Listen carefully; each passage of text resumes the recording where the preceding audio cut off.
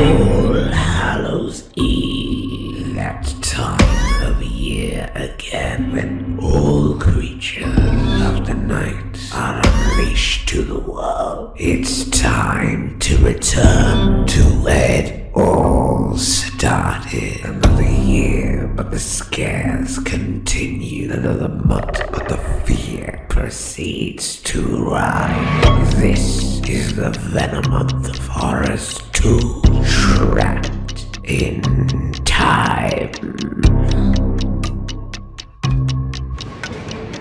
On this day 1 year ago, we took a look at the story of Count Dracula. So today, we're looking at the retelling of that exact same tale. Some things are best left alone. Dracula, which was later retitled to The Horror of Dracula to avoid confusion from the 1931 Bela Lugosi version, especially since that was still being shown in cinemas at this time, takes place in 1885. A man called Jonathan Harker visits the iconic castle, already knowing of Dracula's kind this time, played by Christopher Lee, and he intends to kill him. It doesn't take very long for Harker to be turned before Dr. Van Helsing, this time played by Peter Cushing, investigates his disappearance, finding out the truth and staking him. He hides the facts from his family, one of which is played by Michael Gough, and the rest of the story is the creature of the night sneaking in and turning or murdering the humans before finally being destroyed in a certainly more significantly graphic manner to the original. Yes, of course. Filming began on November the 11th, 1957 and lasted until January the 3rd the following year. And the insane destruction of Dracula in the classic climax was actually really creative for its time. They had to put red makeup on Christopher Lee's face and they then covered it with a thin coating of mortician's wax, which was then touched up to match his normal skin colour. So when he raked his fingers across it, it revealed the marks underneath. But originally this scene was cut out as it startled audiences far too much for its time, though it was later put back in. How can you suggest such a thing? Despite the graphic nature, it was a critical and commercial success. In fact, despite this being a remake, it was so well received, it even spawned 8 sequels, 6 of which featured Christopher Lee reprising his role with The Brides of Dracula, Prince of Darkness, Dracula Has Risen from the Grave, one of the worst titles I've ever heard for a movie. I'm sorry, sir. Taste the Blood of Dracula, Scars of Dracula, Dracula AD, The Satanic Rites of Dracula, and The Legend of the 7 Golden Vampires. In fact, it's bizarre that Lee was such an iconic Dracula because his famous cape was actually lost, seemingly forever. And you would never believe where it turned up. In 2007, a small London costume shop were doing their annual inventory when they discovered it, being worth around $50,000. Christopher Lee was actually brought in to verify its legitimacy, and it actually held up. How that managed to happen at all is beyond me. It's not uncommon. But Christopher didn't have a fun time making the film. He had to wear contact lenses for the scary scenes, and not only were they incredibly painful, but he genuinely couldn't see anything. There's a scene where he runs towards a vampire woman, and in one take he originally ran past the camera. He was that blind. And after all of that, he was only paid a mere £750. The movie would gross $25 million. Sounds fair. You understand now? The film is definitely iconic, and Christopher Lee is certainly an admirable replacement for Lugosi. I'll go over comparisons more later, but for now I will say what I do like more in this version is that when he interacts with humans, he genuinely sounds like any normal guy. You wouldn't suspect a damn thing. I absolutely adored Lugosi as the king of vampires, but he sounded so obviously like a vampire. Here, Lee just sounds like a normal dude, so it's even more creepy. He even says things that give away that he's a vampire, and he still makes it sound perfectly normal. But there's just one more thing, Mr. Harker. I have to go out and I will not be back until after sundown tomorrow. But until then, please look upon this house as your own.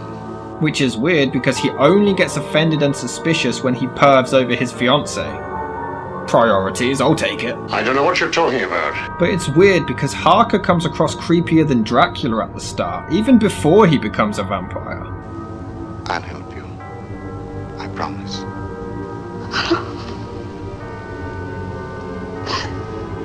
Please don't distress yourself. One gripe I have though is that we don't see Christopher Lee enough. He has just 7 minutes of screen time in an 80-minute movie, and I consider that a problem. Much of the film is the human characters talking about Dracula, trying to figure out how he's doing these things, and it can grow quite tedious. It's different to the original. In this version, the guy at the start already knew that he was a vampire, and instead of them trying to figure out what he is, they're trying to figure out what he can and can't do. The changes are interesting and well done, but I do wish they interacted with him more. Maybe try to act civilized to the vampire's face, but secretly trying to work out the restrictions of his powers without him knowing. Certain basic facts established. 1. Light. The vampire allergic to light. 2. Garlic. Vampires repelled by odor of garlic. 3. They do not fucking sparkle. We only get one scene of him pretending to be normal, and the rest is him just being insane. And don't get me wrong, he does this incredibly well, but I think it's a lot creepier the other way around. And despite it being a remake, it still maintains the classic horror movie feel. It still feels like Dracula, it still feels like the Lugosi version, and the awesome orchestra music throughout really drives the picture home. The musical score may actually be the best part of the film for me. I mean, here it's a simple and subtle moment, but the orchestra is hyping it up so much, it's incredibly suspenseful and tense. And it's just an empty doorway. Or an empty window. How the hell are they doing this?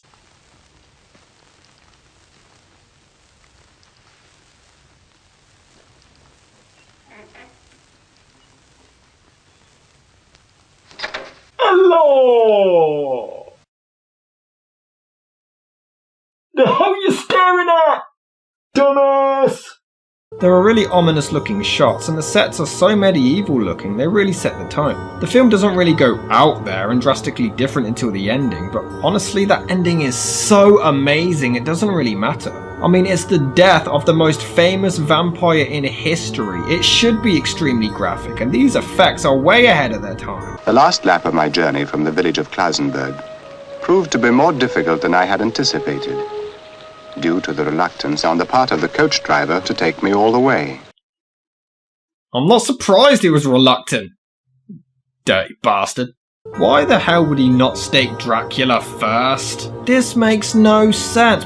Dracula or this woman vampire? Gee, a hard call to make there. And how can Dracula even get inside his coffin? It clearly has a cross on it. And it's established later that any form of a cross works to stop him. Which is another problem I have. Just putting two items together to form a cross shouldn't work. I mean, did the writers not understand the symbolism of a damn crucifix? The fact that it's the symbol of Christ protecting you, repelling the evil monster? Nah, screw that, just make a cross.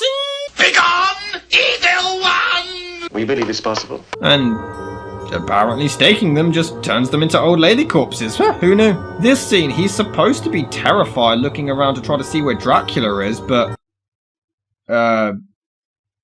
he's clearly smiling. And then Count shows up, which means he literally just exited the room just to come back in again for a dramatic entrance. Kinda pointless. I'm sorry. And I guess, much like the original, in the second act it does slow down a bit too much. The woman is dying slowly as they try to figure out how Dracula is entering, but it's just a bit dull and drags. Odd for an 80-minute film, but like I said, more Dracula interactions would have sparked it up for me. Whatever happened, all I know is that you brought us nothing but grief. First Jonathan, and now Lucy. Seriously, he gets the blame? She was the one who didn't listen to him and he's getting the blame! You're the reason she died! But this little girl does admit just the next day that she walked around with the woman after she was dead, which is admittedly creepy as hell. I also have issues with this scene. I mean, it's eerie and the lighting really helps, but I think we should have seen this first, as the first exchange. I think it would have been so much scarier if the adults are out looking for the little girl and we see her walking around with the woman who she doesn't know is dead. The girl is oblivious, but the audience knows she's a vampire. That would be much more terrifying, as we'd be begging for the child to get out of harm's way. This is Dracula's revenge. Lucy is to replace that woman. Oh no. What the hell? Oh no. Oh no. That's almost as bad as the time I spilled coffee on my carpet. Also, doesn't he stake her way too low? I mean, her heart's up here, right? Got a message for you. You ought to go to 49 Friedrichstrasse right away, he says. And you're not to tell anyone. And you've also got to pay for my acting lessons. Perhaps you better let me lead the way. I know these steps, they can be dangerous. Yes, we don't want to have an accident, do we? No, we don't. But, you know, an old man came here once to see his dear departed, and he fell down these stairs. It was quite amusing. I don't understand you. No, seriously, how the hell did he manage to get out of the cellar, around the dude, and attack the maid without being spotted? Oh! Hey! Okay, that may be the single greatest performance in film history. Hey! Hey! Hey! Hey! Hey! Hey! It will never get old. Hey! Obviously, with better effects and less limitations, the final climax scene in this version is a lot more intense and well done. He even strangles him to death, but Dracky Poo, you might want to fix your hair, mate. Oh shit, psych! You know, technically, would the sunlight actually affect his shoe? I mean, it's not his skin, so why would that hurt him? I mean, his shoe isn't a vampire. But the final question is, which version is superior? It's a mixed bag because I think both are about as good as each other but for different reasons. However, they do both still have problems. It's extremely close. I love Lugosi's Dracula and the fact that we see more interactions with humans, but there's still unintentional humour, and the ending to the Lee version is so much better, but we do hardly see him beforehand, and the film grows a bit dull at points. Personally, I think the 1931 version is marginally better, but like I say, it's incredibly close. Christopher Lee is a tremendous Dracula, and the film is a damn good remake.